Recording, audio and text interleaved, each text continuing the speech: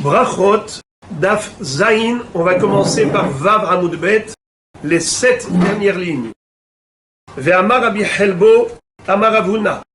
La Gemara continue de nous citer des enseignements du même auteur, à savoir Rabbi Helbo au nom de Rav Huna. Qu'est-ce qu'il dit? Kol Adam, Shieshbo Irat Shamaim, Devarav Nishmaim. Toute personne qui a la crainte du ciel, eh bien, Akadosh Baruch Hu fait en sorte que ses paroles sont écoutées. Les gens ont du respect pour ce qu'il dit. Sheneemar, sauf davar, hakol nishma, et Elohim yira bet mitzvotav shemor kize kol Adam. C'est le dernier pasouk du Sefer Kohelet, de l'Ecclésiaste. Shlomo HaMelech a décrit dans le livre de Kohelet toute une vie paradisiaque qu'il a menée en 12 chapitres. Et à la fin, il conclut en disant, sauf d'avoir conclusion, en réalité, tous ces plaisirs matériels et physiques que j'ai pu obtenir, me procurer, tout cela, c'est Hevel Havalim, c'est vanité de vanité, tout est vanité. La conclusion de mon expérience de vie très riche, c'est que Et Elohim yira, crains Dieu, Bet mitzvotav shemor, observe ses mitzvot, Kize kol ha'adam, c'est cela le vrai sens de la vie de tout homme sur terre. Ça, c'est le pshat. Mais la Gemara fait une dracha. Parce que on aurait pu dire Kize ha'adam. Qu'est-ce que ça veut dire Kize kol ha'adam? Mais avant cela, avant d'arriver à Kize kol ha'adam, la première dracha, c'est la juxtaposition entre Sof davar à kol nishma et Elohim yira. Si tu veux que Sof davar à kol nishma, que finalement ta parole elle soit écoutée par tous, que tout le monde prête attention à ce que tu dis, eh bien voici la condition. Et à Elohim yira. Si tu crains Dieu, tes paroles seront respectées, écoutées attentivement. Entre parenthèses, il y a une très belle histoire de Rabbi Baruch Toledano Zatzal, qui était Rav Ameknes, et un jour il était en train de faire une dracha, et il y avait une bande de personnes qui bavardaient, qui rigolaient ensemble, au lieu d'écouter le discours, le shiur du Rav. Il s'est mis à pleurer. Alors, ils ont été frustrés, ils lui ont dit, Rabbi, on n'avait pas l'intention de vous vexer, juste comme ça, on rigolait un petit peu ensemble. Il leur a dit, c'est pas parce que vous m'avez vexé que je pleure. Je pleure parce que la Gemara dit que celui qui a de la Yirat Shamaim, alors ses paroles sont écoutées. Et je vois que vous n'écoutez pas, ça veut dire que j'ai un manque de Yirat Shamaim. C'est ça ce qui me fait de la peine. Alors, la Gemara nous dit que, en plus, la suite de ce verset, il faut faire une dracha. Laquelle? Kize kol ha'adam. Amar Rabbi Elazar, Amar HaKadosh Baruch Hu, Kol ha'olam kulo lo nivra ela bishvil ze. Il y a 3 drachot. La première, c'est Kize kol ha'adam. Pourquoi HaKadosh Baruch Hu a créé Kol ha'adam, toute l'humanité, pour un tzaddik? Ze. Et à Elohim yira, bet mitzvotav shemor, Kize kol ha'adam. S'il y a quelqu'un qui craint Dieu, et qui sert HaKadosh Baruch Hu, avec sincérité, il observe ses mitzvot, il pratique la Torah et les mitzvot de tout son cœur, le monde entier a été créé pour lui. C'est-à-dire, ça valait la peine de créer toute une humanité pour avoir un produit aussi parfait, cet homme. Un peu comme on chante dans Bar Yochai. Na'aseh Adam, ne'emar ba'avurecha. Quand HaKadosh Baruch Hu a dit Na'aseh Adam, on va créer l'homme, c'est pas pour tous les humains qui se détournent de Dieu. C'est pour un tzaddik comme toi, Bar Yochai, Rabbi Shimon Bar Yochai, qui se dévoue entièrement pour accomplir la volonté d'Hachem. Deuxième explication, Rabbi Abba bar Kahana Amar, Shakul ze keneged kol ha'olam kulo. C'est que cet homme-là, par ses mérites, en réalité, il est équivalent au monde entier. Ze kol ha'adam. On peut mettre sur la balance d'un côté toute l'humanité, et de l'autre côté un homme, cet homme qui craint Dieu, eh bien, il équivaut tout le monde à la fois. Ze kol ha'adam. Troisième explication de ce même verset, Rabbi Abba bar Kahana Amar, Rabbi Shimon ben Razai Omer, d'après la Rabbi Shimon ben Zoma, c'est Ben Azaï, et certains disent que c'est Ben Zoma qui a dit cette dracha. Quoi? Kol haolam kulo lo nivra ela litzvot lazé, ou les tsevet lazé. Le monde entier a été créé que pour tenir compagnie à cet homme, pour l'assister, pour lui procurer son besoin. C'est-à-dire, il y a quelqu'un qui fabrique des costumes, l'autre fabrique des chaussures, l'autre fabrique des voitures. Cet homme-là, qui sert Hachem, qui est Eved Hachem, il a besoin de tout cela. Mais si il devait investir tout son temps dans la fabrication de ses besoins naturels, ses besoins matériels, alors son temps va être dilapidé. Or lui, il veut s'investir dans ce qui est essentiel dans la vie. Avodat Hashem. Alors qu'est-ce que fait Akadosh Baruch Hu? Il organise un monde économique, un monde commercial, et les gens courent après l'argent. Ils sont très motivés. Et celui-là, il fabrique ceci, celui-là, il fabrique cela, celui-là, il va fabriquer le train, le TGV, l'autre l'avion, et ainsi de suite. Et tout cela, c'est juste parce que ce tzaddik a besoin d'un petit quelque chose. Mais kol haolam, tout ce que tu vois dans ce monde, finalement, c'est pour servir ce tzaddik-là, qui lui est au service d'Hachem. On continue. Ve'amar Rabbi Helbo amar Rav Huna, toujours le même Rav. Kol sheyodea b'chavero shu ragil iten lo shalom, yakdim lo shalom. Tout celui que il sait que son ami avait l'habitude de lui dire bonjour, eh bien cette fois-ci, c'est à toi de le devancer et de le saluer.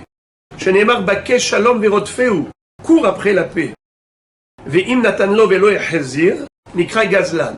Et s'il a salué son ami et l'autre ne lui a pas répondu, eh bien, celui qui n'a pas répondu en disant Shalom, Reuven dit à Shimon, Shalom Alechem. Eh bien, Shimon doit répondre Alechem Shalom. S'il ne répond pas, c'est un voleur. Il a volé quoi? Le Shalom. Nikra Gazlan, Shenemar Ve'atem Bi'artem Akerem, Gezelat E'ani Bebatechem.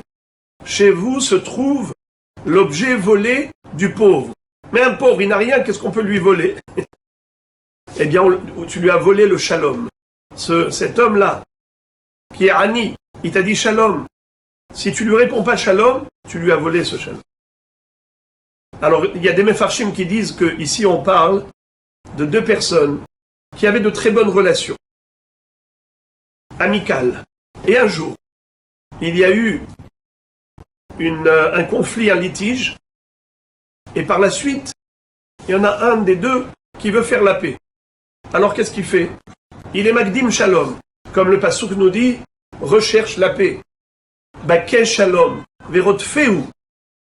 Ne reste pas dans ce froid glacial vis-à-vis de ton prochain. Am Israël doit vivre dans la fraternité, la paix. Alors dis-lui Shalom. Si l'autre ne veut pas faire la paix, il ne répond pas ce Shalom, il ne répond pas en disant Shalom, eh bien, c'est comme un vol. Je passe au Daf Zayin. Amar Rabbi Yochanan, Mishum Rabbi Yossi, Ben Zimra. Certains rajoutent Ben Zimra, le Bach. Minayin, she'akadosh baruch hu mitpallel. Alors là, maintenant, la Gemara va nous choquer. Elle va nous surprendre par un enseignement dont le Rashba nous dit qu'il ne faut pas le prendre au premier degré. C'est une métaphore qui a un sens profond d'après la Kabbalah. Si vous regardez dans le livre du Ein Yaakov, il y a là-bas le Rashba, l'un des Rishonim, qui explique longuement ce sujet de ce que veut dire que Akadosh Baruch Hu lui-même prie. Et la Gemara va dire à qui il prie? À lui-même. Auto-prière. Et on va voir tout de suite. Mais moi je vais essayer de donner une petite explication, Be'ezrat Hashem. Mais le Rashba explique d'après la Kabbalah. Minayin she Akadosh Baruch Hu mitpalel. D'où sait-on que Akadosh Baruch Hu prie? Sheneemar vaviotim el har kodshi vesimachtim bevet tefilati. Tefilatam lo neemar ela tefilati mikan she Akadosh Baruch Hu mitpalel. Akadosh Baruch Hu promet que lors de la Géoula, quand il va reconstruire le Beth Amikdash, il va ramener les Bnei Israël qui étaient exilés et dispersés dans la diaspora. Et il va les réjouir dans la maison, Bevet Tefilati, Vesimachtim, je les réjouirai dans la maison de ma prière. il fallait dire Bebet Tefilatam, car les Bnei Israël viennent au Beth Amikdash et ils vont prier là-bas. Pourquoi s'écrit Bet Tefilati? Eh bien, dans la maison d'Akadosh Baruch Hu, Akadosh Baruch Hu prie. Alors la Gemara demande, ah bon, Maï Metzalé, c'est quoi la prière de Dieu? Amarav Zutra, Bartuvia Amarav. Écoutez la prière d'Akadosh Baruch Hu. 4 phrases. Yehi Ratson Milefanai, que ma volonté soit, Shir Beshur Rahamai et Kaasi, que ma miséricorde domine ma colère.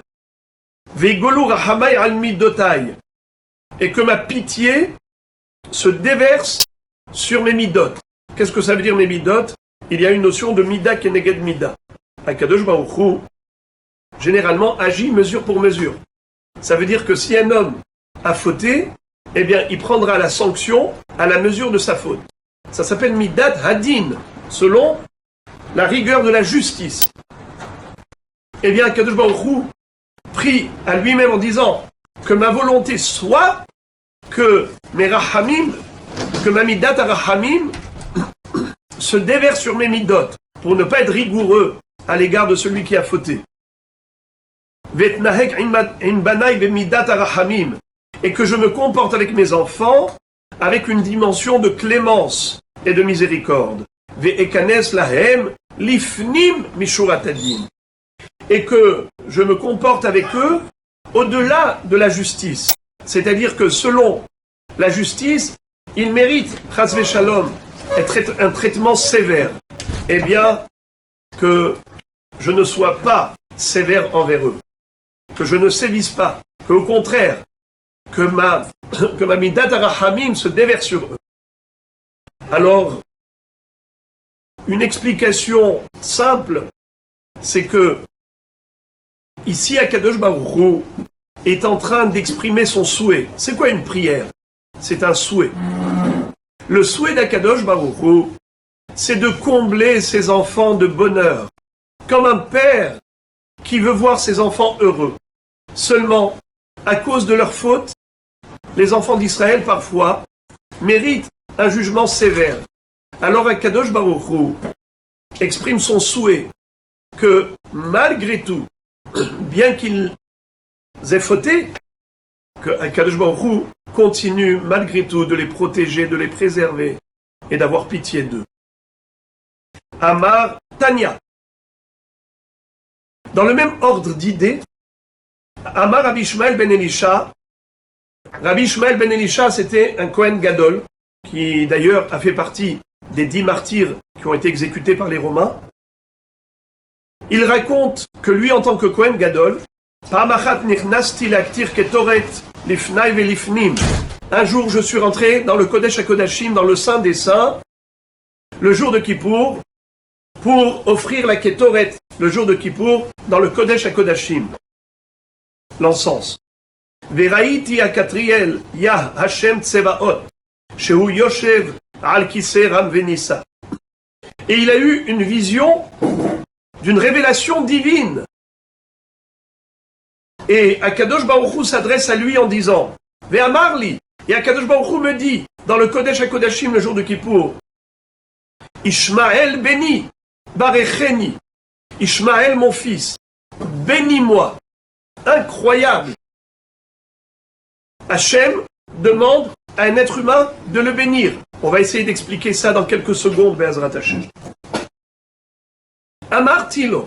Alors j'ai dit à Akadosh Baruch, Yehi Ratson milefanecha, que ta volonté soit, Shir Beshur Rahamecha et Kaasra, que ta pitié domine ta colère, Vegolu Rahamecha al Midotecha, et que ta miséricorde se déverse sur tes midot, Vetitnahek imbanecha bemidat arahamim, et que tu te comportes envers tes enfants avec clémence, Vetikanes lahem lifnim mishurat adin, et que tu te comportes envers eux au-delà de la rigueur de la justice.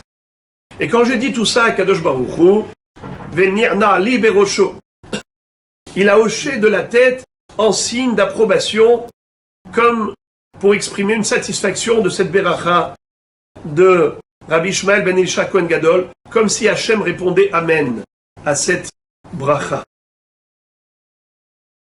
Et La Gemara conclut, qu'est-ce que veut nous raconter cette histoire? Kamash Marlan, Shelo tehe birkat ediot kala be'enecha. La moralité de cette histoire, c'est de nous dire que si Akadosh Baruch Hu a demandé une bracha à un être humain, tel que Rabbi Ishmael ben Elisha Kohen Gadol, c'est pour dire que un homme ne doit jamais négliger la bracha d'un autre homme, de son prochain, même si c'est une personne ordinaire.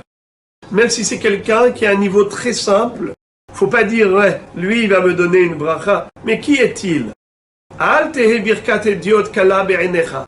Même la personne la plus simple, quand elle te fait une bracha, ça peut être au moment où les portes du ciel sont ouvertes, et sa bracha, elle va droit devant Hachem.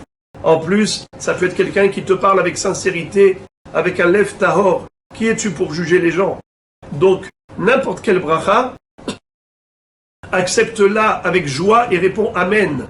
D'ailleurs, entre parenthèses, le Ramban Nachmanide explique que c'était ça la faute de Sarah.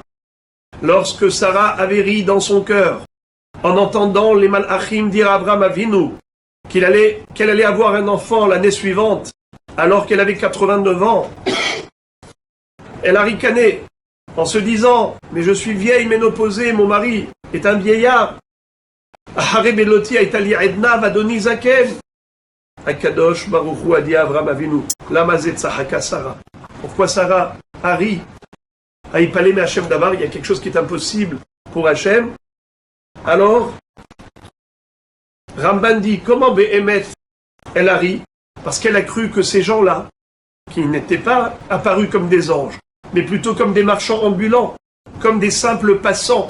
Elle a cru que c'était des hommes simples qui sont venus manger et qui, à l'issue de ce repas, ils étaient tellement satisfaits qu'ils ont adressé des bénédictions, des souhaits à Abraham Avinu. Alors elle s'est dit, bon, ils souhaitent des choses impossibles. Ils ne comprennent pas qu'à mon âge, je ne peux plus avoir d'enfants. Akadosh Baruch Hu fait le reproche à Sarah en disant, Al tehe birkat ediot kala be'enecha.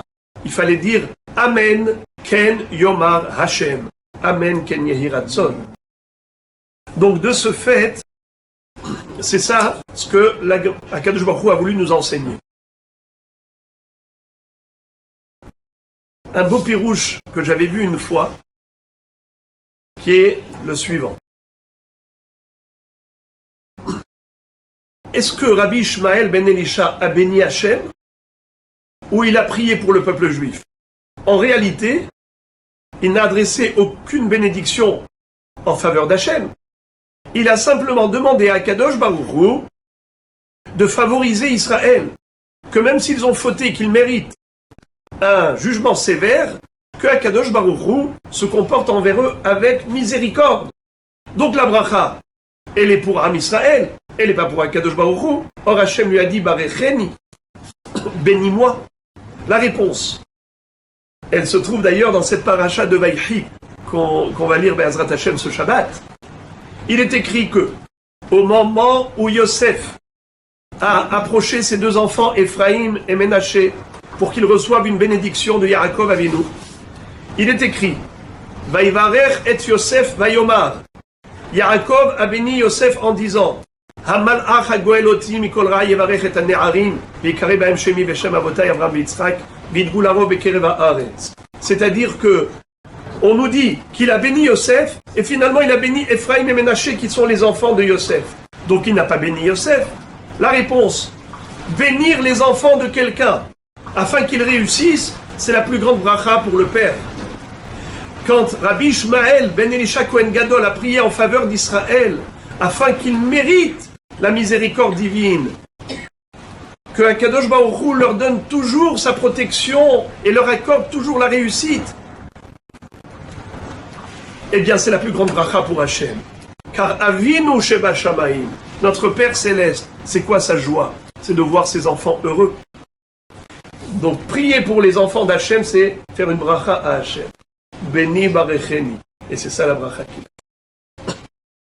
Mais sinon, les Mefarshim disent que quand Akadosh Baruch Hu, on a dit de lui qu'il prie, on a dit de lui dans le daf précédent qu'il portait même les téphilines, tout cela, c'est une illustration de comment doit se comporter un shaliach tzibour.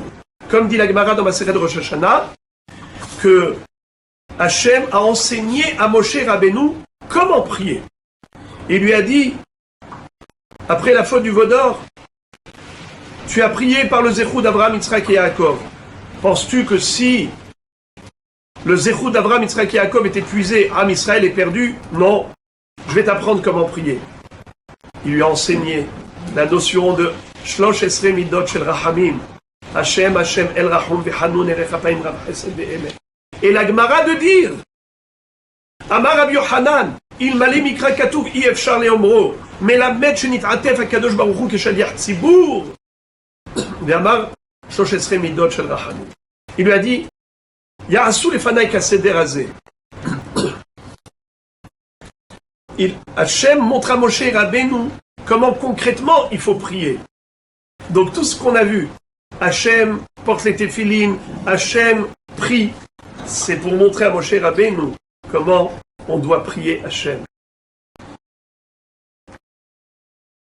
Encore, Ve'amar Rabbi Yochanan mishum Rabbi Yossi, toujours le même auteur.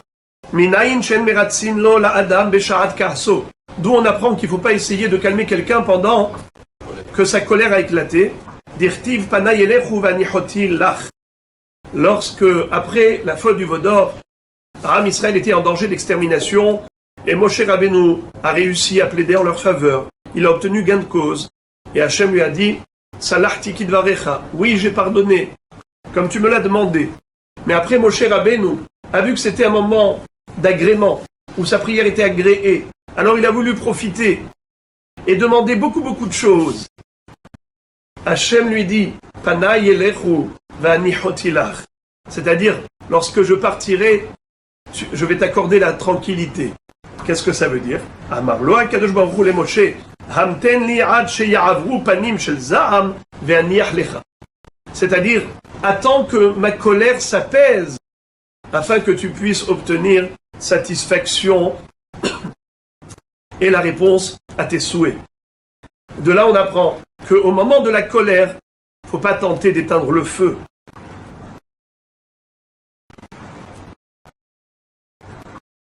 Ce qu'on dit en français, le temps pense les blessures. Il faut attendre. La Gemara demande, Umi karitha kameh kutsha brichu, est-ce qu'il existe une notion de colère chez Hachem? La Gemara de répondre, oui. Detania, ve'el zo'em bechol yom. Hachem se met en colère tous les jours. Ve'kama zamo, rega. Et combien de temps dure sa colère? Rega, un instant. Et comme on va le voir plus tard, que c'est basé sur le pasouk, qui rega be'apo, haim birtsono. Ça veut dire quoi, rega be'apo? Le haf, la colère divine, elle dure combien de temps? Rega. Alors là, les amis, s'il vous plaît, attachez la ceinture. On va décoller. Vekama rega. Quelle est la durée d'un rega?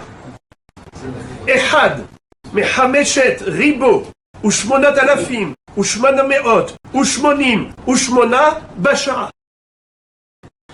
Si j'arrondis ce chiffre, ça fait à peu près 60 000.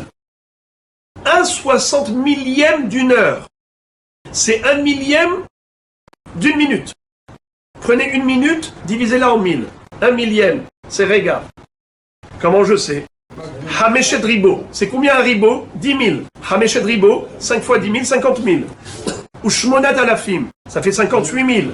Ushmona meot, 58 800. Ushmonim ushmona, 58 888. Alors, ça fait presque 60 000.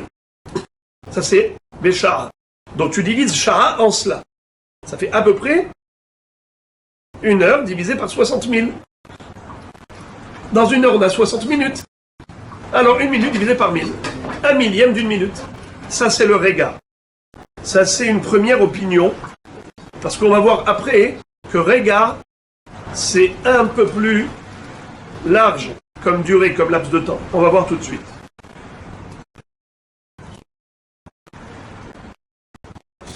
Entre parenthèses, le Ben Ish Hai nous dit que chas v'shalom d'imaginer que Akadosh Baruch Hu est dominé par la colère.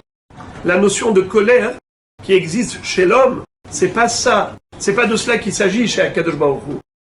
C'est que quand Akadosh Baruch Hu agit avec rigueur, ça veut dire qu'il sévit comme un père qui corrige ses enfants, ça s'appelle comme une colère. C'est un comportement de colère. Comme lorsqu'on parle de la main d'Hachem, les yeux d'Hachem, Aïne Hachem Elokechaba, n'est-ce pas? Mais Akadosh Baruch Hu, il n'a pas de corps, il n'a pas de forme de corps, alors pourquoi est-ce qu'on parle de membres? Réponse, la Torah s'exprime tel que l'être humain est capable de comprendre et de concevoir. Ce sont des concepts qui sont généralisés dans un langage humain. Alors que Baruch Hu nous parle de manière à ce qu'on puisse comprendre. Alors on parle de la colère divine, mais dans la réalité, c'est pas que Baruch Hu est dominé par la colère, c'est lui qui a créé la nature de la colère. Seulement, pendant cette fameuse fraction de seconde, Akadosh Baruch Hu sévit. Donc une fois par jour, il y a de tout le mal commis par l'humanité, une fraction de seconde de sévérité. Tout le reste, c'est que Rachamim, Rachamim, Rachamim. Comment nous vivons? Nous vivons dans un monde où on bénéficie et on jouit en permanence des cadeaux divins.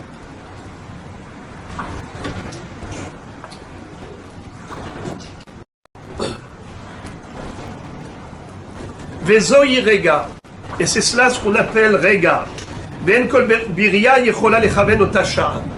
Et la Gemara dit que ce laps de temps est tellement court, et en plus, on ne sait même pas c'est à quel moment que ça arrive, que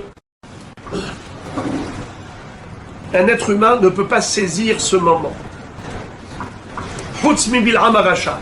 Il n'y en avait qu'un seul, qui lui connaissait exactement le moment précis durant lequel Hachem se met en colère pour essayer de maudire le peuple juif à ce moment même. Dirtiv be veyodea da'at elyon. Comme il est dit à propos de Bil'am, qu'il avait la connaissance du suprême. Alors la Gemara dit quoi? Hashta da'at be'emtolo havayada, da'at elyon havayada. Il n'était même pas capable de savoir ce que son ânesse savait.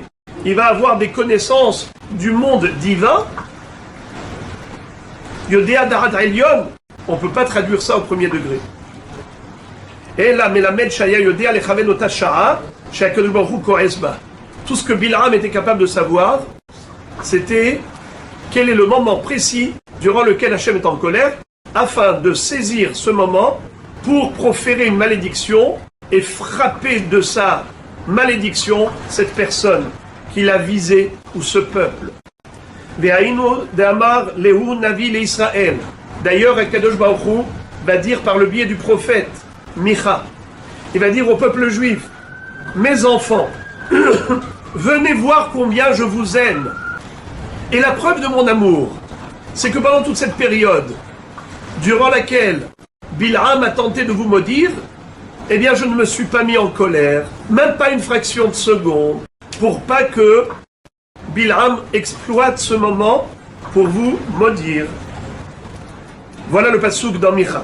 Ami, mon peuple, Zechorna, souviens-toi, Mayahatz Balak, Melech Moab, ce qu'a comploté Balak, le roi de Moab.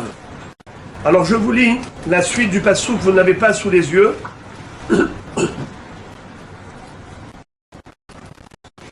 Umerana oto Bil'am ben Be'or mina Shittim ada Gilgal, et ce qu'a répondu Bil'am à Balak depuis Shittim jusqu'à Gilgal. Les Ma'an da'at sitkot Hashem, afin que vous preniez conscience de la bonté d'Hachem envers vous. Alors la Gemara demande, Maï les Ma'an da'at sitkot Hashem.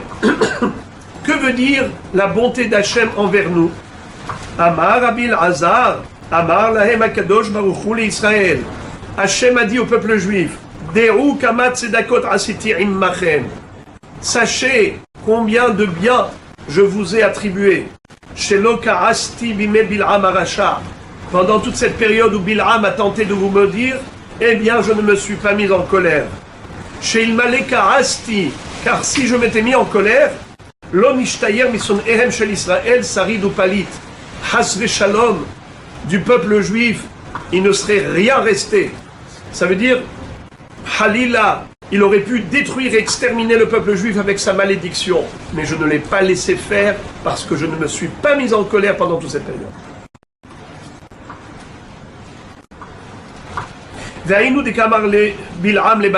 D'ailleurs, Bil'am s'est avoué vaincu devant Balak. Et il lui dit, Maïkob lo kaboel, comment puis-je maudire celui que Hachem ne veut pas maudire? Ou Maïzrom lo zaham Hachem, comment puis-je susciter la colère divine alors que Dieu ne veut pas se mettre en colère ces jours-ci? Melamed shekol otamayamim lo zaham. En effet, pendant toute cette période, Hachem ne s'est pas mis en colère. Des kamazarmo rega. Mais cette fois-ci, on va voir que la Gemara va donner une autre définition de ce laps de temps par rapport à la durée de rega. Kama rega, Amar Rabbi Avin, Vetema Rabbi Avina, rega kememre. Le temps de dire rega. Tu veux savoir combien c'est rega? Le temps de dire rega. C'est-à-dire 3 lettres. Resh, Gimel, Aïn. La Gemara demande Uminalan de rega ratah. D'où tu sais que Dieu se met en colère le temps de dire rega? Sheneemar ki rega be'apo. Haïm mirtsono. Rega be'apo. Af. La colère de Dieu, c'est rega. Entre parenthèses, Tosfot pose une question. Ils disent, mais si Akadosh Baruch Hu est en colère si peu de temps, alors comment Balak pouvait maudire? Qu'est-ce qu'il pouvait dire? Combien de malédictions il peut proférer en l'espace de rega, de dire un mot? Eh bien, Tosfot donne une première réponse.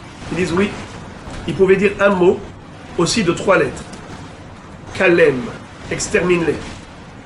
C'est pour ça qu'il voulait regarder tout le peuple juif. Il s'est mis sur un poste stratégique pour voir une vue d'ensemble, le peuple juif, et dire un mot. Kalem. Mais Akadosh Baruch Hu a inversé les lettres. Au lieu de Kaf, Lamed, Mem, Kalem, il a fait Mem, Lamed, Kaf, Melech. Hashem Elokav Imo, Utruat Melech Bo. L'amitié, l'affection du roi, elle est en faveur d'Israël. Deuxième réponse de Tosfot, c'est que s'il commence la malédiction juste au moment précis de la colère divine, même si après il n'y a plus de colère divine, mais comme il a déjà commencé la malédiction, tout ce qu'il va dire par la suite, ce sera malheureusement réalisé. Mais Hachem n'a pas laissé la porte ouverte à Bil'am. Toute cette période, il ne s'est pas mis en colère. Il y a un autre passou qui dit « Cache-toi mon peuple, Kim'at rega » juste un rega, tu te caches, le temps que la colère divine passe. De ce passouk également, nous voyons que la colère d'Hachem, elle dure un rega. La Gemara demande « Ve'emat ratah » à quel moment a lieu ce rega? Réponse « Amar abaye be'anart latchae kamaita » durant les 3 premières heures de la nuit. Ça veut dire les 3 premières heures de la matinée. Dès que le jour se lève, tu comptes 3 heures. 1, 2, 3. Dans ces 3 heures-là, à un moment donné, il y a eu la colère divine. Et tu veux savoir quel est le siman? Il y a sur terre un siman qui havra karbalta de tarnegola de kae ahadkara. Si tu vois le coq qui tient sur une patte et la crête du coq a blanchi, eh bien c'est le moment de la colère divine. La Gemara dit, ah bon? Kol sha'ata ve'sha'ata nami kayachi. Très souvent le coq, il tient sur une patte et il a la crête qui pâlit. La Gemara répond, Kol sha'ata idbe shuriake sumake. Sha'ata lidbe shuriake sumake. La crête du coq, en général, même si elle pâlit, mais il y a des traces de lignes rouges. Shuriake sumake. Mais, au moment où Hachem est en colère, alors la crête, elle est totalement blanche. Et il tient sur une patte. D'ailleurs, la Gemara raconte une histoire très curieuse. Haoumina, de Hava Bishvivute de Rabbi Yoshua ben Levi. Il y avait un mine, à Pikoros, qui était dans le voisinage de Rabbi Yoshua ben Levi. Il embêtait tout le temps Rabbi Yoshua ben Levi en essayant de falsifier les psukim, de critiquer la Torah. Hava kametzaer le tuva bikrae. Eh bien, il angoissait beaucoup Rabbi Yoshua ben Levi. il le stressait. À un moment donné, Rabbi Yoshua ben Levi il en avait marre, il a dit, celui-là, je vais lui adresser une malédiction, je vais le décimer. Qu'est-ce qu'il a fait? Yom Ahad, Shakal Tarnegola, Veukme Ben Karei de Arsa, de Ayenbe. Il a pris un coq, il a attaché au pied du lit, il a mis entre les pieds du lit, et il s'est mis à fixer et observer le coq. Il a dit, dès que le coq il va se tenir sur une patte, et sa crête va blanchir, je saurai que c'est le moment de le maudire. Et là, je vais lui envoyer un missile. Savar Kimata Ishata, El Teye.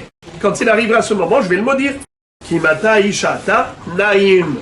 Dès que le moment est arrivé, il s'est endormi. Il s'est assoupi. Et quand il s'est réveillé, trop tard, le temps a passé. Après l'heure, ce n'est plus l'heure. Amar, il s'est dit, Shma Minna, Lav Orach Ar'a le Mirbad Achi. De là, j'en déduis que Akadosh Baruch Hu ne souhaite pas que je punisse cet homme avec ma malédiction. Pourquoi? Verachamav al kol ma'asav ktiv. Hachem a pitié, même des Rechaim. Eh bien, Hachem ne veut pas que je le maudisse. Et la Gemara cite un deuxième verset. Ortiv gam anosh la tzaddik lotov. Il n'est pas bon pour un tzaddik de sanctionner les gens. Ça rappelle l'histoire de la femme de Rabbi Meir Baalanes, Berouria. Elle lui avait dit, Itamu hataim velo hatim. Prie pour que ces gens fassent teshuva, que les péchés disparaissent, pas les pécheurs. Qu'il n'y ait plus de fautes, pas qu'il n'y ait plus de fauteurs. Que ces gens-là fassent teshuva. La Gemara nous explique quelque chose qui, en fait, ça donne un sens à la colère d'Hachem. Tana mishme de Rabbi Meir, בשעה שהחמה זורחת וכל מלכי מזרח ומערב מניחים כתריהם בראשיהם ומשתחווים לחמה, מיד כועס הקדוש ברוך הוא.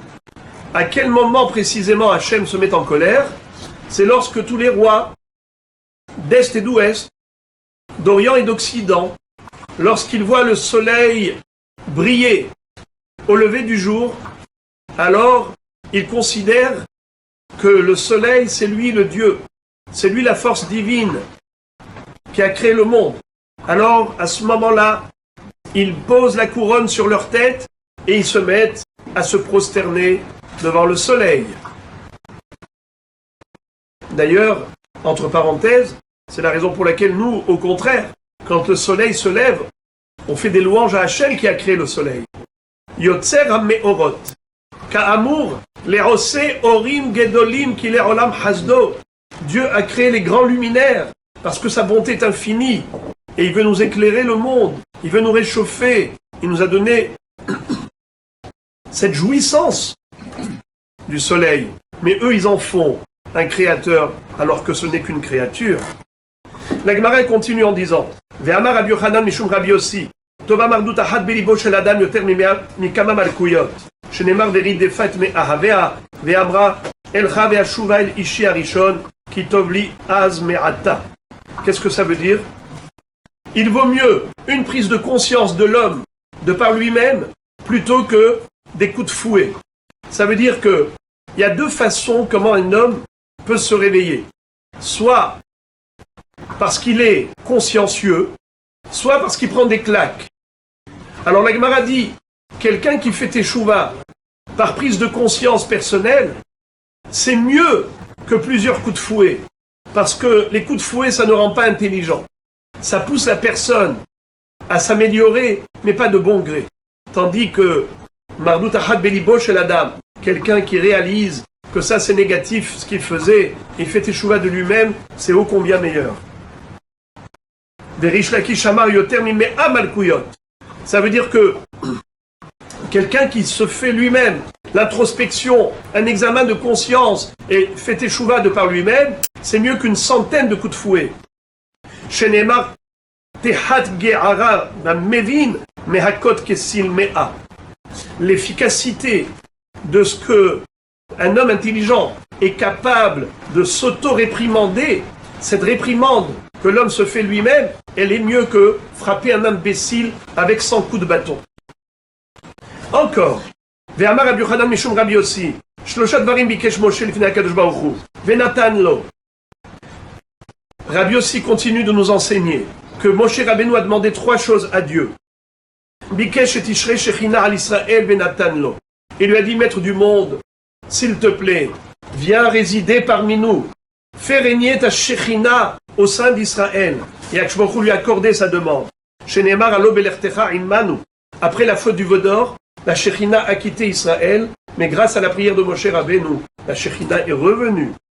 Bikesh elo tishrei shechina al umot haolam venitan lo. Il a demandé à Akadosh Baruch Hu, maître du monde, afin qu'on puisse distinguer Israël de parmi toutes les nations, comme quoi nous ne sommes pas un peuple comme tous les autres, nous sommes le peuple élu. Alors fais en sorte que ta shechina ne réside que parmi nous, parmi personne d'autre. Autrefois, il y avait Bilam Aracha, prophète des nations, mais plus jamais. C'était la première fois et la dernière. Venitano sheneemar veniflinu ani ve'amecha. On sera distingué, moi et ton peuple, de parmi toutes les nations. Bikesh lo dirod rachav shel HaKadosh Baruch Hu venatan lo. Il lui a dit, maître du monde, est-ce que tu peux m'expliquer la raison de ta gestion du monde? Il y a des choses que je ne comprends pas. Peux-tu, s'il te plaît, Hachem, m'apporter des éléments de réponse? Sheneemar hodi'enina ederachecha. Explique-moi ton comportement. Ça veut dire, Amar lefanav ribono shel olam, mipnei ma yesh tzadik vetov lo v'yesh tzadik vera lo. Pourquoi est-ce qu'il y a un tzadik qui est heureux et un tzadik qui est malheureux? Yesh racha vetov lo v'yesh racha vera lo. Il y a un rachat heureux et un rachat malheureux. Pourquoi? Amar lo, il lui a répondu, Moshe, viens je t'explique. Tzadik vetov lo, tzadik ben tzadik. Le tzadik heureux, c'est un tzadik qui est lui-même fils de tzadik. Tzadik veralo, tzadik ben racha. Un tzadik veralo, c'est le tzadik qui est fils de racha. Racha betovlo, racha ben tzadik. Un racha qui est heureux, c'est un racha, fils de tzadik. Racha veralo, racha ben racha. Le racha qui est malheureux, c'est lorsque lui est racha et son père également. Entre parenthèses, vous avez vu ici que le tzadik ben racha souffre, le racha ben tzadik est heureux. Alors la Gemara pose la question, Amar mor, tzadik vetovlo, tzadik ben tzadik, tzadik veralo, tzadik ben racha, eini, ve'aktiv poked avot al banim, uktiv ubanim lo yumtu al avot, ve'raminan kra'e adade, umeshanin nan nakashia, ak she'ochazin ma'aseh avotem bidehem, ak she'en ochazin ma'aseh avotem bidehem. La Gemara dit, il y a une chose qui est incompréhensible. Tu me dis que le tzadik, fils de Racha, va souffrir. À cause de quoi? À cause de qui? À cause des ravérotes de son père. Mais ce n'est pas possible. Les enfants ne vont pas payer pour les fautes des parents. Quelle est la preuve? C'est que, de par ailleurs, on a 2 psukim qui se contredisent. Il y a un pasuk qui dit Poked avon avot albanim, al shilleshim val ribeim. Hachem fait porter la faute des parents par les enfants. Ça veut dire les enfants vont payer pour les parents. Il y a un autre pasuk qui dit Lo yumtu banim al avot. Les enfants ne vont pas mourir à cause des parents. Comment comprendre cette contradiction? Et la Gemara de répondre, ça dépend. Si les enfants ont fait teshuva et ne continuent pas de marcher sur la voie négative des parents, alors il n'y a pas de raison qu'ils payent pour les parents. Ils ont coupé le cordon ombilical. Mais si ils sont récidivistes, ça veut dire le père était rachat, le fils aussi, alors à ce moment-là, même les enfants vont payer pour les parents. Or ici tu me dis tzadik ben racha. Si c'est un tzadik, ça veut dire qu'il ne fait pas ce qu'il faisait son père, le rachat. Alors pourquoi il payera pour son père? À cause de cette question, la Gemara nous donne donc une autre réponse à la question précédente. Quelle est la définition? Pourquoi il y a des tzadikim heureux, des tzadikim malheureux, rechaim heureux, rechaim malheureux? Voici la réponse. Et la harika amarle. Tzadik vetovlo, tzadik amour. Un tzadik parfait sera heureux. Tzadik veralo, tzadik sheno gamour. Un tzadik qui a des manquements, qui n'est pas parfait, eh bien lui, pour le peu de mal qu'il a fait, il va prendre la raclée, parce que Baruch va lui faire payer dans ce monde le peu de ravérotes qu'il a commises, afin que là-haut dans le ciel, il lui reste que des mérites pour jouir du Olam Haba. Et l'inverse, Racha vetovlo, Racha she'eno gamour. Racha vera'alo, Racha gamour. C'est-à-dire, un rachat qui est heureux, c'est un rachat qui n'est pas parfaitement rachat. Il a quand même quelques mérites. Qu'est-ce que fait Hachem? Il lui donne la récompense de ses mérites dans ce monde. Après, qu'est-ce qui lui reste là-haut? Que des démérites, que des ravérotes dans le Gehinam. Tandis que le rachat qui est rachat gamour, il n'a aucun mérite, eh bien malheureusement, il aura 2 fois le Gehinam, dans ce monde et dans l'autre. Et la Gemara dit que au pliga de Rabbi Meir, d'Amar Rabbi Meir, shtaim natnulo ve'achat lo natnulo. Cet enseignement est contraire à l'avis de Rabbi Meir. Car Rabbi Meir, qu'est-ce qu'il a dit? Que Moshe Rabbeinu a été exaucé que par rapport à 2 demandes sur 3. Il a demandé 3 choses, Dieu lui a accordé que 2. Or, d'après le Hacham précédent, Moshe Rabbeinu a demandé 3 choses et Hachem a répondu à ses souhaits par rapport à ces 3 demandes. Mais Rabbi Meir dit non. Il n'a été satisfait qu'à 2 tiers de ces demandes. Sheneemar, Vehannoti et asher ahon, afalpi she'eno hagun, Verihamti et asher arahem, afalpi she'eno hagun.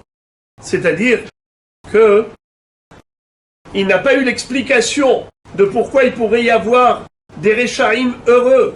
Comment il pourrait y avoir des Rechaim heureux? Madoua des Rechaim tzalecha qui réussissent. Je crois qu'on lui dit, ça c'est quelque chose que je ne pourrais pas t'expliquer, mais je peux avoir pitié même de quelqu'un qui ne mérite pas. Ça veut dire que finalement, il n'a pas eu l'explication par rapport à cette question de pourquoi Rachar vetovlo. Après Arvit, on continue. La Gemara continue d'interpréter les psukim dans Parashat Kitissa qui suivent l'épisode du Het HaEgel, du veau d'or.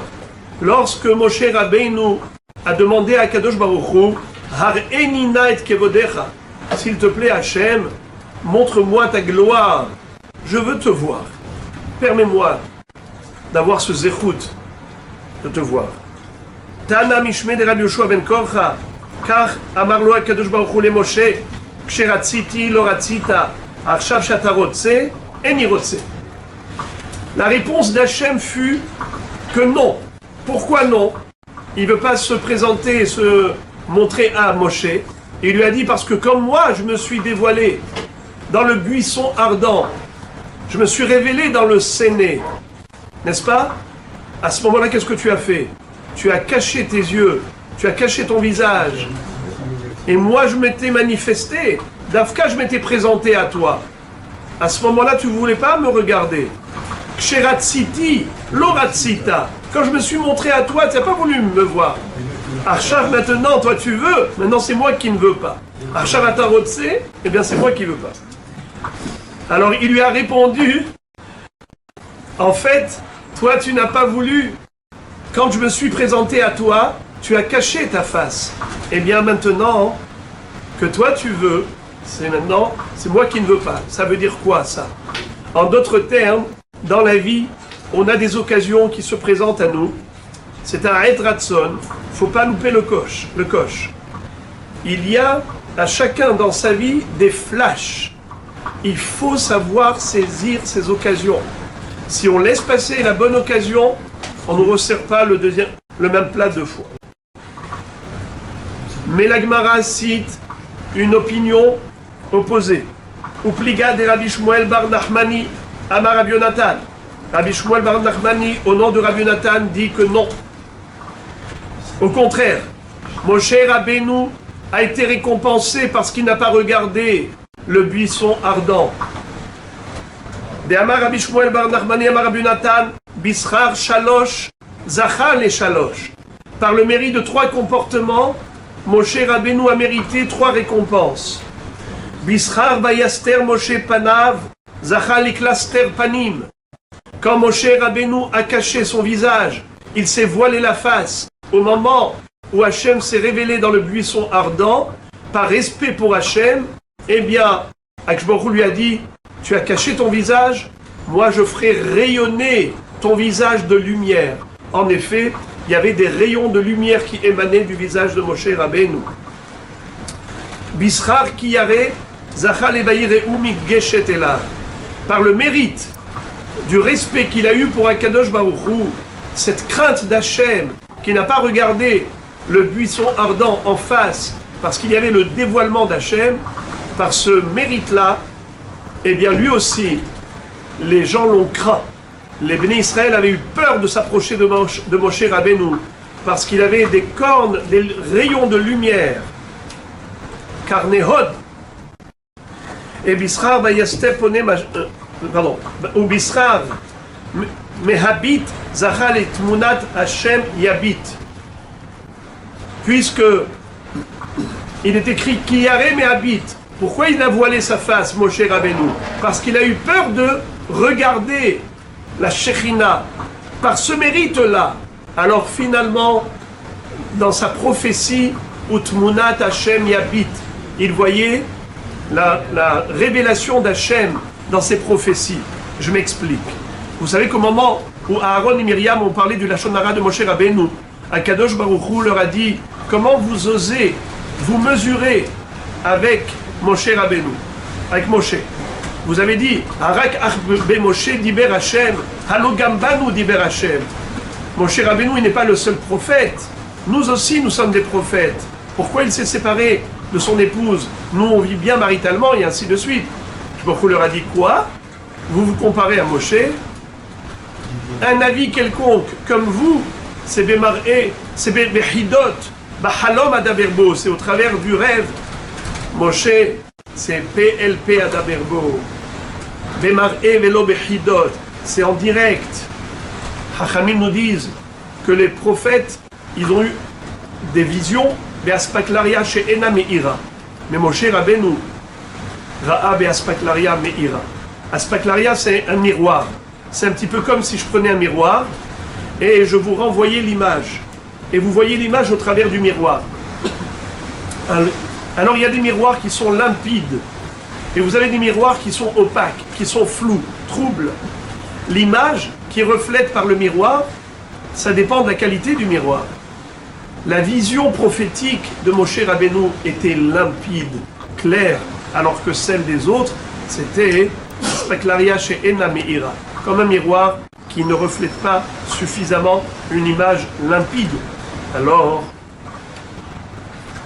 bien que Moshe Rabbeinu n'a pas pu voir directement Hachem, mais le reflet, c'est-à-dire le reflet de ce mar'é d'Hachem était limpide. Utmunat Hachem Yabit, par le mérite de Vayaster Panav Mehabit qui y avait. Vayaster Moshe Panav qui y avait Mehabit. Très bien.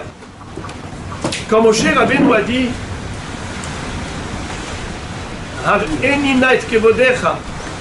montre-moi ta gloire, et bien à ce moment-là que Baruch Hu lui a dit bon, je ne vais pas te décevoir totalement, je vais te mettre dans une grotte, c'est-à-dire dans le creux du rocher, et je vais cacher l'ouverture du rocher.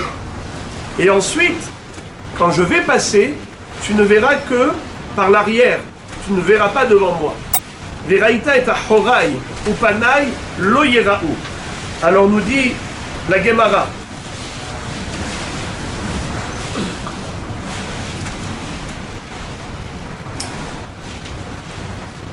Amar Rav Hana bar Bizna mar Rabbi Shimon Hasida, melamed she'era Kadosh Baruch Hu le Moshe kesher shel tefilin. Quand Moshe Rabbeinu a pu voir, si on peut ainsi dire, l'arrière de la Kadosh Baruch Hu, il a vu quoi? Il a vu le kesher shel tefilin, le nœud de tefilin. Et pour ceux qui s'en souviennent, j'ai expliqué longuement dans le daf précédent qu'est-ce que ça veut dire que Hachem il porte les tefilin. On avait vu que dans les tefilin du Ram Israël, il est écrit Shema Israël Hachem Elokeinu Hachem Echad. On proclame l'unicité d'Hachem. Dans les tefilin de Maré Alma, qu'est-ce qui est écrit? Mikeramcha Israël Goy Echad Ba'aretz. Baruch Hu se glorifie d'avoir un peuple unique sur terre. Et on avait vu que dans les téphilines, quand on porte les téphilines chez le Roche, eh bien, les nations du monde nous craignent et nous respectent. Et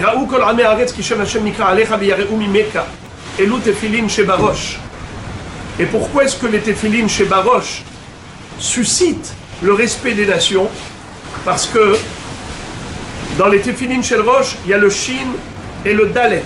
Le shin devant dans le boîtier et le dalet dans les lanières à l'arrière. Tandis que dans la lanière de la main, il y a le yud. Le shin, dalet et le yud, le nom de Shaddai qui protège Am Israël. Moraï Verabotaï, on nous dit la chose suivante, c'est que dans les téphilines chez Yad, il y a 21 fois le nom d'Hachem. Téphilines chez le Roche, encore 21 fois le nom d'Hachem. 21, c'est la valeur numérique de Ehyeh. Ehyeh, c'est un des noms d'Akadosh Baruch Hu. Ehyeh, Asher Ehyeh, quand Akadosh Baruch Hu a dit à Moshe Rabbeinu, dis-leur que je vais les faire sortir d'Égypte, mais comment je vais te présenter? Moshe Rabbeinu demande, Hachem, comment je vais leur dire? Quel est ton nom? Dis-leur Ehyeh, Asher Ehyeh, Shelachani Alechem. Ehyeh, c'est 21, et encore 21, ça fait 42. 42, ça correspond aux 42 lettres qui forment et constituent le Shem HaMeforach, le nom que Akadosh Baruch Hu a utilisé pour créer le monde. Et vous savez que celui qui connaît ce nom, ce Shem HaMeforach, est Mato Mutelet à la Biriot. Les Biriot, les gens le craignent. Ils ont peur de lui. Il y a Tfilin Shel Yad, Tfilin Shel Rosh. La différence, c'est que les Tfilin Shel Yad sont cachés. Tfilin Shel Rosh sont dévoilés.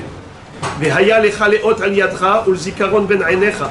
Lecha leot velo la acherim leot. Les Tfilin Shel Yad ne sont pas visibles, uniquement celles de la tête. Yad, Tfilin Shel Yad, qui ne sont pas visibles, c'est la protection divine qui n'est pas visible. C'est lorsque Akadosh Baruch Hu ne se montre pas, il nous protège de sa main, les Zohar Netouya, mais sans apparaître. On a l'impression qu'on est abandonné. Mais en réalité, même dans le Esther Panim, il nous protège. Tandis que Tfilin chez Baroche, et Tfilin visible, c'est la protection divine qui est flagrante. On voit les miracles qui protègent Israël. C'est Gilouï Panim. La Gemara raconte dans Masechet Hagiga qu'il y avait un idolâtre qui est venu provoquer Rabbi Yoshua ben Hanania.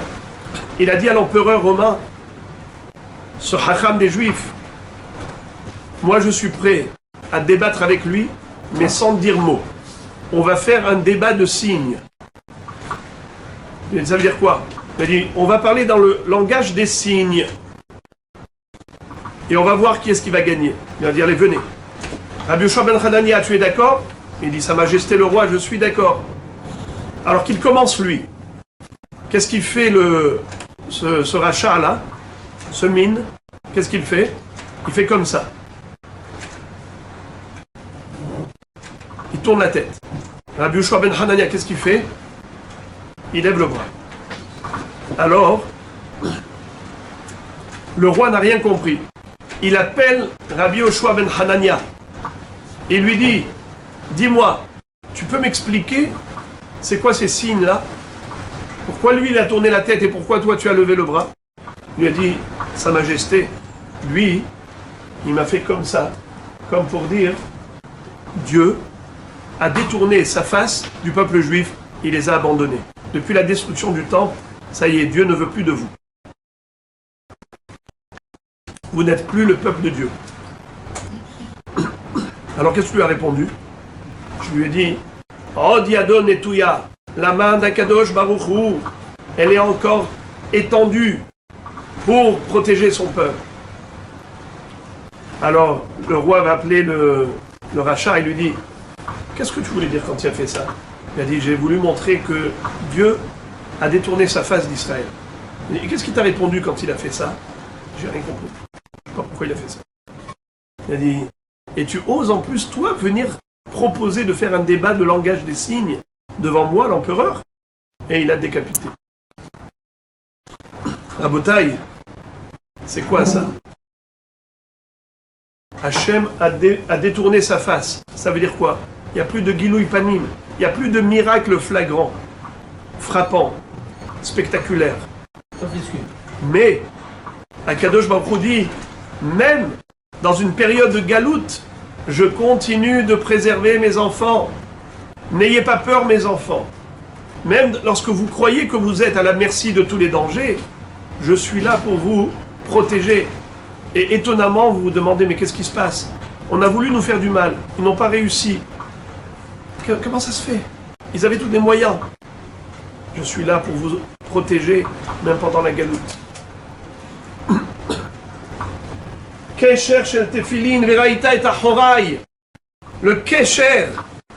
Simeni kachotam alibecha kachotam al zeroecha ki azak amavet ahava. Ça veut dire que même dans le Esther Panim, même lorsque il ne montre pas de miracle flagrant, il continue d'aimer Am Israël et il les serre sur lui, il les aime. Il est kasher otamela. On reste kshurim, on reste lié à Dieu et Dieu reste lié à nous.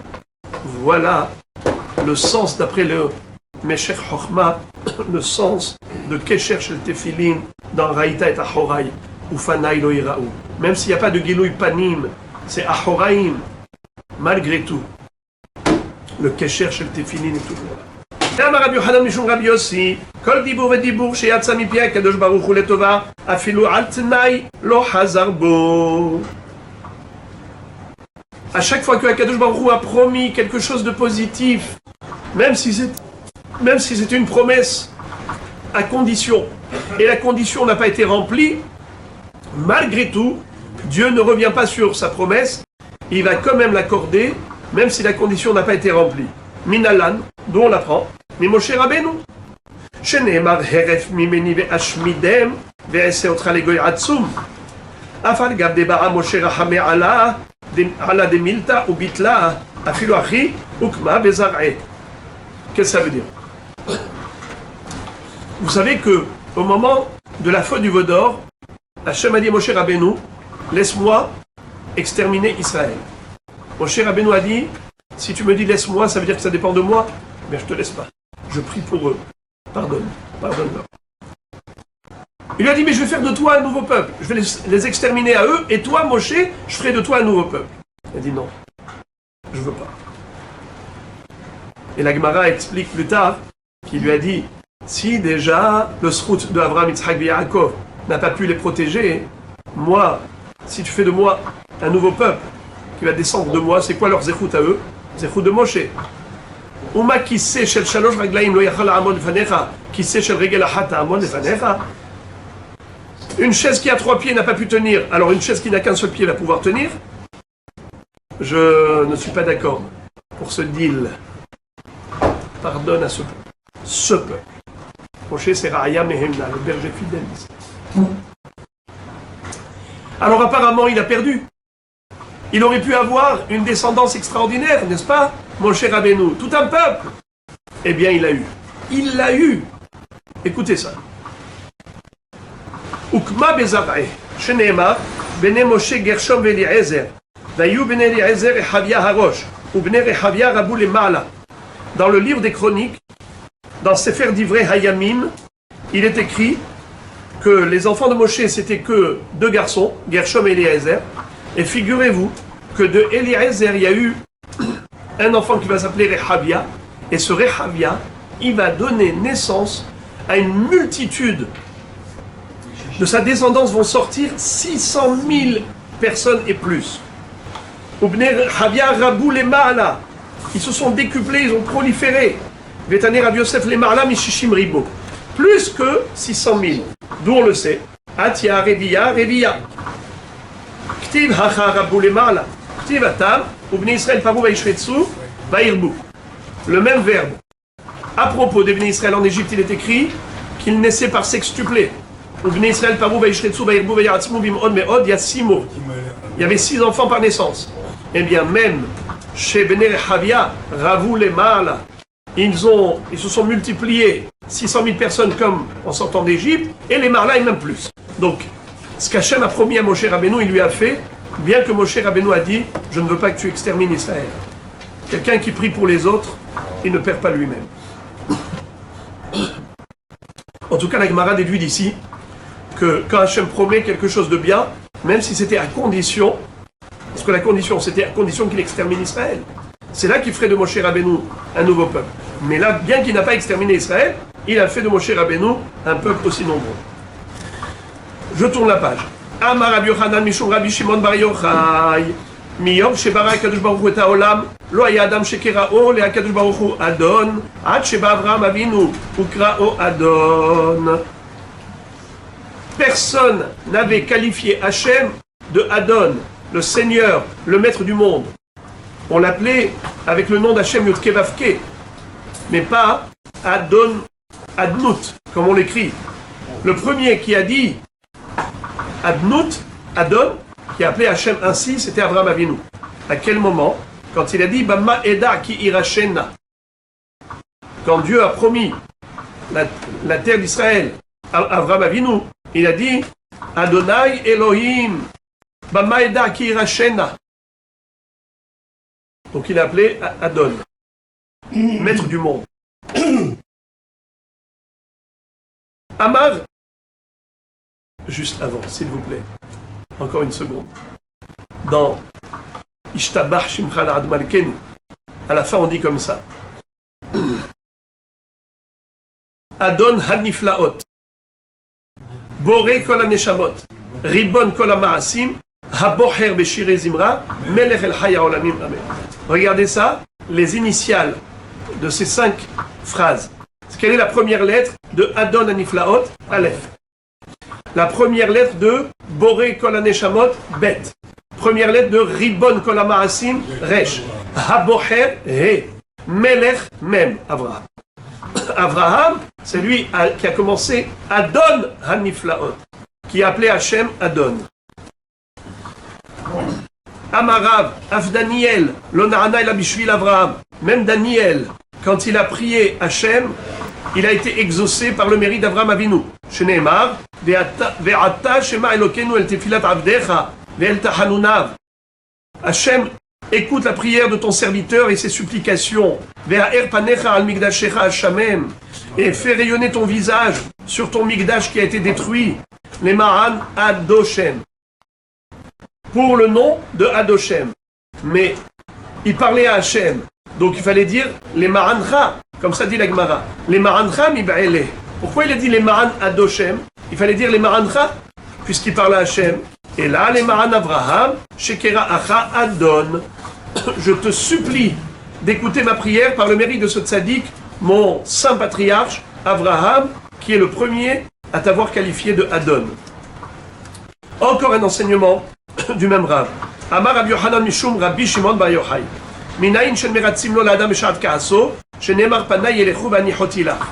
D'où on apprend qu'il ne faut pas essayer de calmer quelqu'un au moment de la colère, puisque Akadosh Baruch Hu lui-même va dire à Moshe Rabbeinu, tu me demandes maintenant de pardonner au Ram Israël et que je fasse régner ma Shechina comme si de rien n'était, et tu essayes de me séduire, c'est pas le moment. Attends que Panay Yelechu ve'anichoti lach. C'est-à-dire que panim shel zaham, et à ce moment-là, tu auras la réponse à ta demande. Encore. Ve'amar Rabbi Yochanan mishum Rabbi Shimon bar Yochai. Miyom shebara HaKadosh Baruch Hu et olamo, lo haya adam shehoda leHaKadosh Baruch Hu, ad sheba'a le'a ve'odato shenemar, hapa'am odeh et Hashem. Personne, depuis la création du monde, n'a dit Toda Rabba à Hashem, jusqu'à ce que Léa soit la première à avoir appelé son fils Yehuda sur le nom de la Hoda'a, la reconnaissance et la gratitude envers Hachem. Elle a dit Hapa'am Odeh et Hachem. Alors le Ktav Sofer demande quoi Béhémet? Avraham, Yitzhak et Yaakov n'ont pas remercié Hachem, ils ont même fait plus que ça. Ils ont fait carrément des korbanot pour exprimer leur gratitude. Comment peut-on dire que Léa était la première à dire Toda? Alors il explique que eux, ils ont remercié Hachem pour des miracles. Parce qu'en effet, Hachem Yitbarach faisait en leur faveur des miracles. Dire merci pour des miracles, c'est facile. mais elle a dit merci pour un 4e accouchement.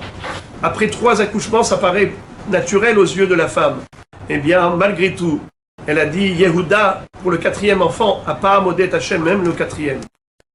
Réhouven, puisqu'on a commenté le nom de Yehuda, qui veut dire Toda, qui a exprimé Léa, maintenant on va commenter le nom de Réhouven.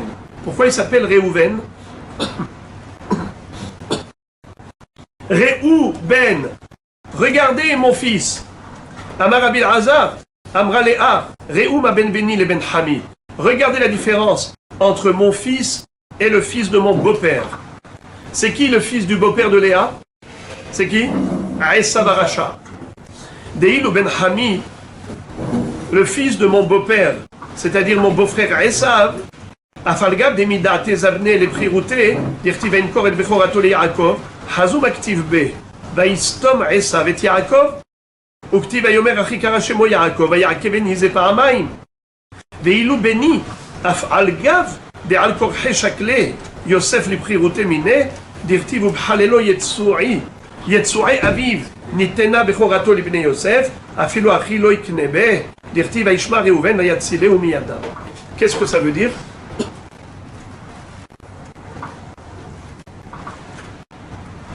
Léa va dire, regardez les bonnes midotes de mon fils Réhouven. Lui, il aurait pu être jaloux de Yosef. Pourquoi? Yosef avait pris la part de Bechora de Réhouven. Réhouven, en tant que Bechor, devait recevoir une double part d'héritage, comme tous les fils aînés.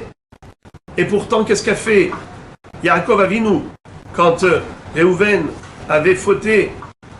Et sa famille me disent qu'en fait, il avait fauté dans le sens où il avait pris la vengeance de sa mère. Il était jaloux pour sa mère. Puisque Yaakov avait mis son lit dans la tente de Bilha, la servante de Rachel, au lieu d'installer son lit dans la tente de Léa, sa mère.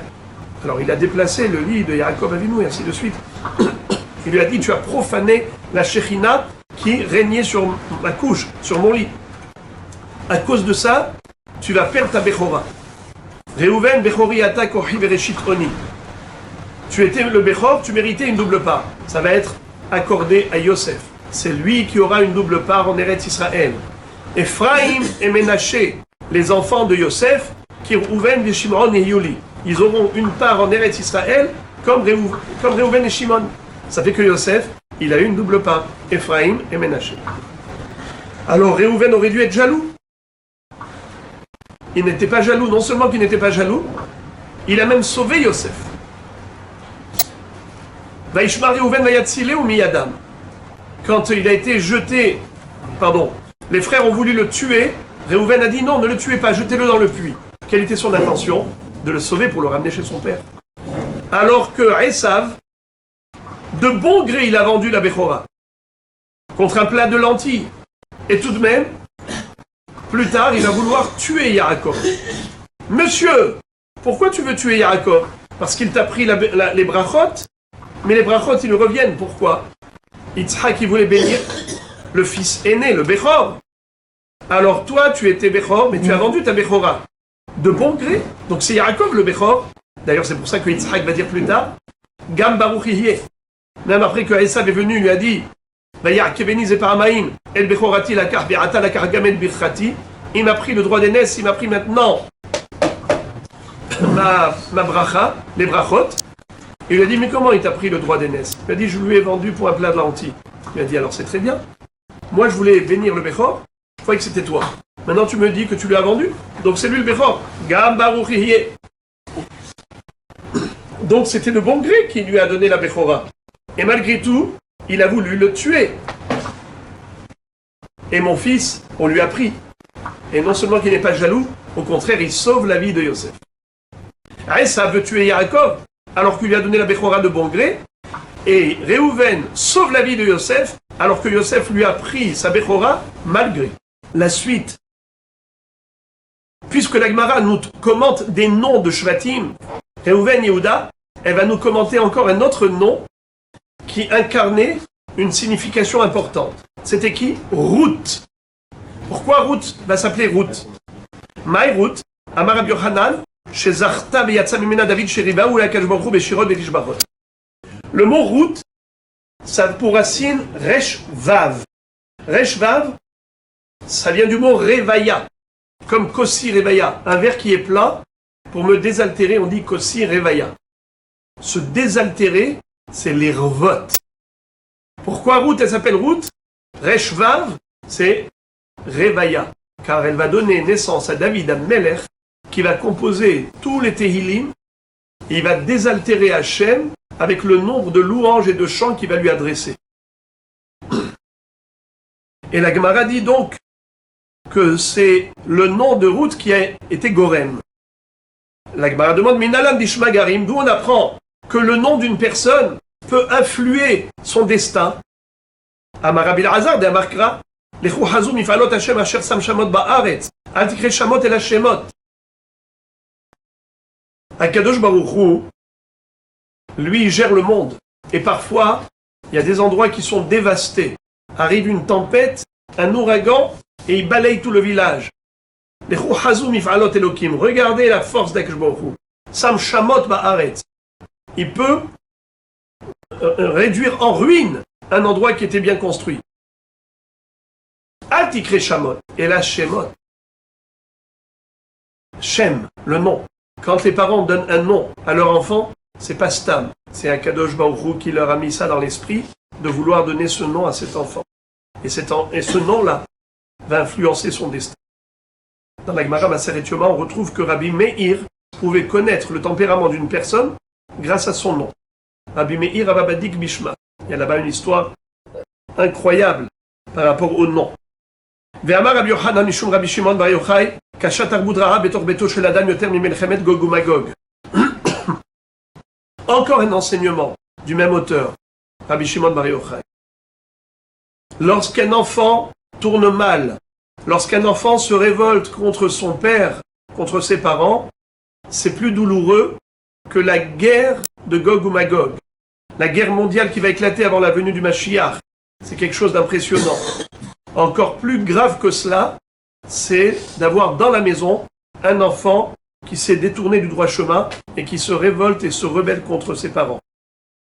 Comme qui? Comme Abshalom, qui s'est révolté contre son père David. Il a même voulu le tuer. Il a voulu faire un attentat, un coup d'état. Sheneema, Mizmor le David, Bevorcho mipene Abshalom beno, Uchtiv batre, Hashem marabut sarai, Rabbim kamim alay. David Amelech, dans ce psaume où il dit « Je suis en train de fuir mon fils Abshalom. Mizmor le David, Bevorcho mipene Abshalom beno. » Et à ce moment-là, qu'est-ce qu'il dit? Hashem marabut sarai, au secours! Combien? Mes ennemis sont nombreux. Rabbim kamim alay, il y en a beaucoup qui me veulent du mal. Tu vois combien il est saisi de panique. Et pourtant, quand il a composé un psaume par rapport à Gog uMagog, il n'est pas du tout saisi de panique.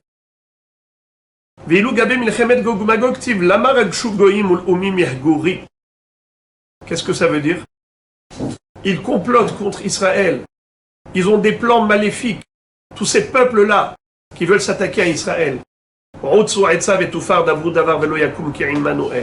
ça, ce sont des paroles futiles et vaines. Dieu est avec nous, on n'a pas peur.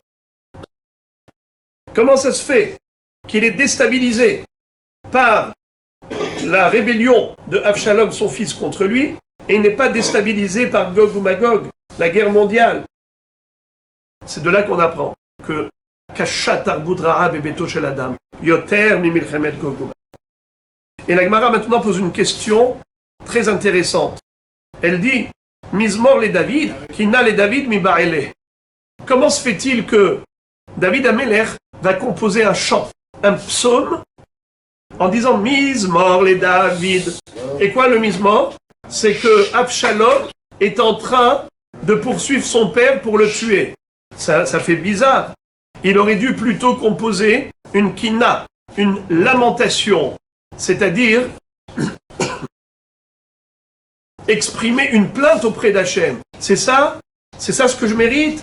D'avoir un enfant qui veut me tuer, Abshalom? Pourquoi est-ce qu'il chante? Amar Rabbi Shimon ben Avishalom, intéressant que le nom du Rav qui va donner la réponse s'appelait lui aussi Rabbi Shimon ben Avishalom. Machal lema hadavar domé. À quoi cela ressemble? Voici un beau machal. Les Adam sheyatsa alav shtarhov. Kodem sheprao hayatsev, lechav sheprao sameach. Un homme qui avait une dette. Le créancier avait un shtar. Tu me dois tant. Quand il a remboursé, il a déchiré le shtar. Ah, il se sent soulagé. Tant qu'il doit cet argent, c'est comme une pierre de lourde dans son cœur. Mais une fois que c'est remboursé, il se sent allégé. Alors la même chose, David Amelech avait une dette. Quand il avait fauté, Akadosh Baruch Hu lui a dit, maintenant sache une chose. Hineni mekim alecha ra'a mi betecha. Sache que de ta maison va sortir le mal contre toi. Le malheur qui va te poursuivre, il va sortir de ta propre maison. Hayatsev, il était angoissé. Amar, Shema Eved o Mamzer, hu, Delo Haïs Alay. Peut-être ça va être un Mamzer qui est cruel, ou un Eved Kenaani qui est cruel, qui me voudra la mort. Mais maintenant, Kevan de Haza de Abshalom, hu, Samah. Quand il a vu que c'est son fils, alors il était content. Qu'est-ce que ça veut dire? Un fils, il a pitié du père. Mishumachi, Amar, Mizmor. C'est pour ça qu'il a plutôt chanté au lieu de composer une lamentation. Au lieu de composer une kina comme à Tisha B'Av, il a plutôt composé un Mizmor. Rabotai, cette réponse, évidemment, ne nous satisfait pas. Parce que ce fils-là, c'est un fils cruel. Avshalom a voulu tuer son père.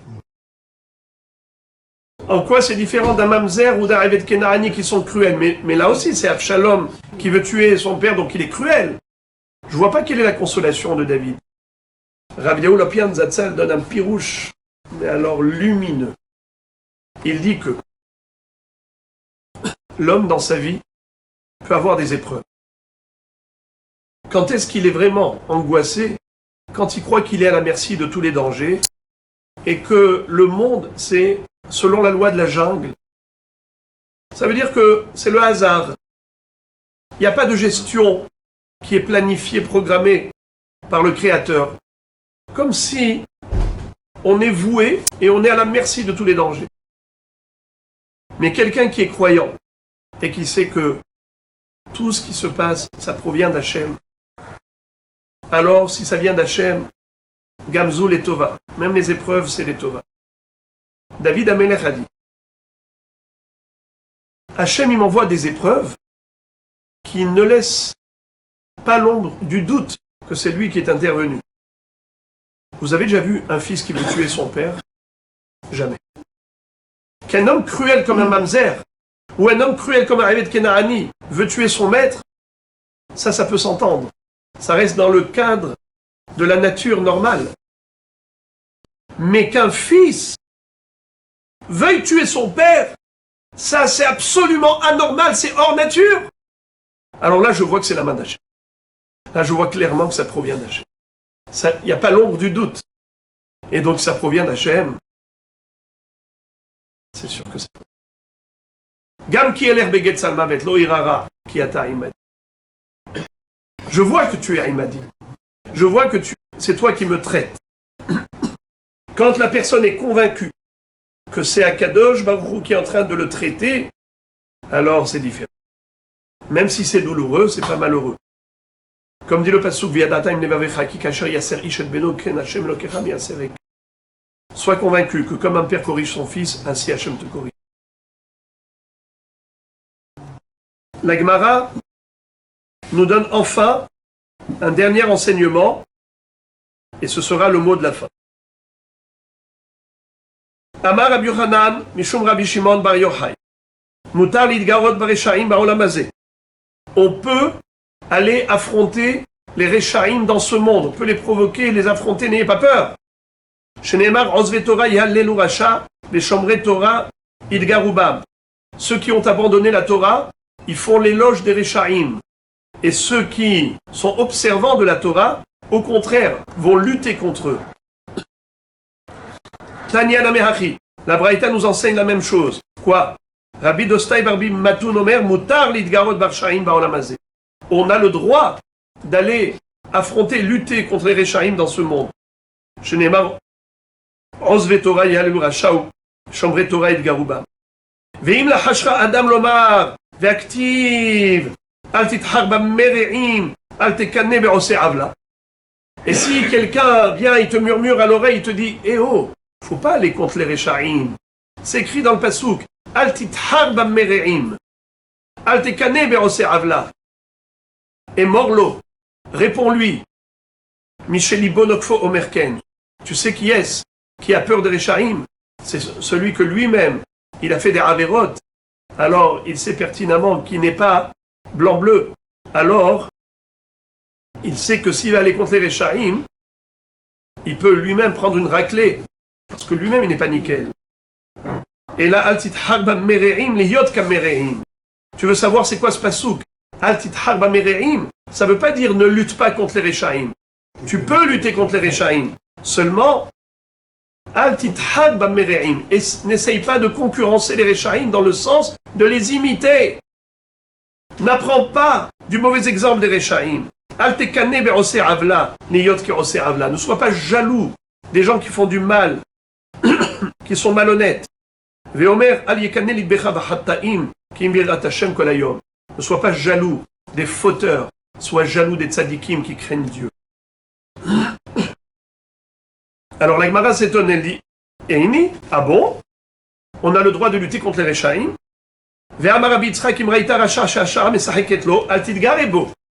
Pourtant, Rabbi Yitzhak nous a enseigné que si tu vois un rachat qui réussit, n'essaye pas de te mesurer avec lui. Shenemar Yahilu Derachav Bechol Ait. Akshbaruch lui accorde la réussite. Velorod est là chez Zoché Badin.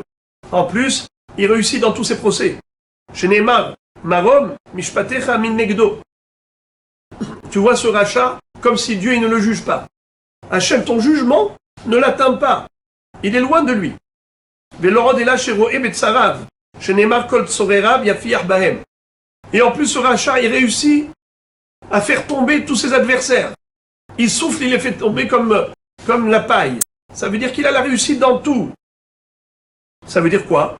Qu'un rachat, que tu vois que Hachem est en train de lui accorder la réussite, n'essaye pas d'aller contre lui. C'est une bataille perdue d'avance. La Gemara répond, la Kashia. Ha bemile d'idée, ha bemile d'ishmaya. Ça veut dire, ça dépend quel est le combat.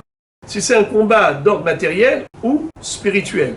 Si c'est parce que tu as un conflit avec lui d'ordre matériel, n'essaye pas de le gagner. Tu vois que maintenant son mazal, il est en train de monter. Tu vas perdre. Mais s'il s'agit d'aller défendre la Torah, n'aie pas peur du rachat. Bemile d'ishmaya, tu peux aller lutter contre lui, même si c'est un homme qui réussit. V'ibaïtima habeha bemile d'ishmaya, vela kashia. Haberacha shasham saheket lo, haberacha she'en hasham saheket. Même s'il s'agit du domaine spirituel, lorsqu'on nous a dit qu'il faut lutter contre les Réchaïm, ça parle d'un rachat qui n'a pas forcément une réussite avérée. Par contre, l'autre, dont on voit que son mazal est fort et il a une grande réussite, n'essaye pas de le combattre, de l'affronter frontalement, même si c'est pour défendre la Torah, ne va pas frontalement, tu vas perdre. Veiba et Tema, encore une autre réponse. Ha veha, veracha, shashara mesachiket lo, vela kashia. Ha betzadik gamour, ha betzadik sheno gamour. Quand est-ce que tu peux le gagner? C'est si tu es tzadik gamour toi-même. Par contre, si tu es un tzadik chez Eno gamour, et lui, c'est un rachat shashara mesachiket lo, eh bien, tu n'es pas sûr de le gagner. D'ailleurs, Damar Avuna ma'invertiv la matabit bogdim taharish bevala rasha tzadik mimenu, vechi rasha boleat tzadik, ve'aktiv Hashem lo ya'azvenu beyado, uchtiv lo ye'unne la tzadik kol aven. C'est-à-dire, David Ameler disait, Meribono shel olam, pourquoi est-ce que tu laisses un rachat avaler celui qui est plus tzadik que lui? Ça veut dire que le rachat peut avaler le tzadik, il peut le gagner. Mais on a dit que lo yeune la tzadik kol aven. La Gemara répond que si tu as remarqué, la mataharish Mais voilà, Racha, tzaddik mimenu. Tzaddik mimenu. Avalo tzaddik gamour. Si c'est un tzaddik gamour, il n'a pas à avoir peur du Racha. Mais si c'est un tzaddik she'eno gamour, là le Racha peut l'avaler. Tout cru. Veiba etima. Enfin, dernière réponse. Hasha'a mesacheket lo sha'ane. Si c'est un Racha qui a la réussite dans tout ce qu'il fait, c'est différent. Il ne faut même pas essayer d'aller le vaincre.